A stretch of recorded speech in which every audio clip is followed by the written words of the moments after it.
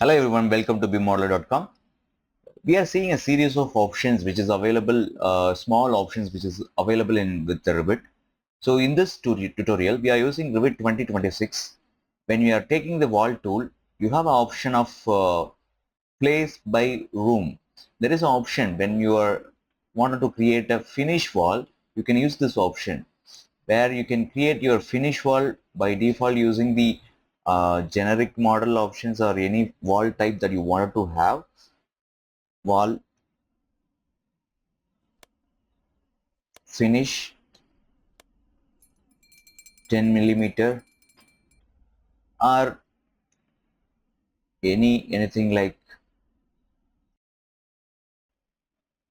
I'm just creating a 10 millimeter wall finish. Let's go ahead and create the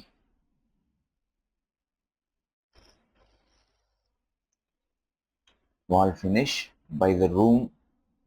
So this for this activity you must have a room so that it will be able to create the based on the room bounding perimeter value.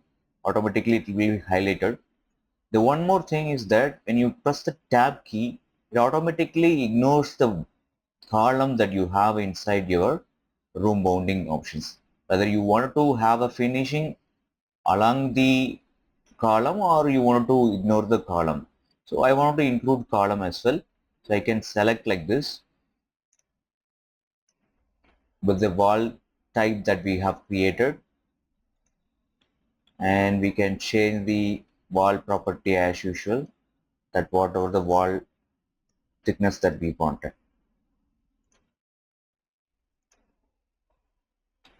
Like this. Like this, we are creating a series of tutorial. Do let us know if you have missing any tools that we can explain it in your for your convenience. And see you on the next tutorial. Bye bye.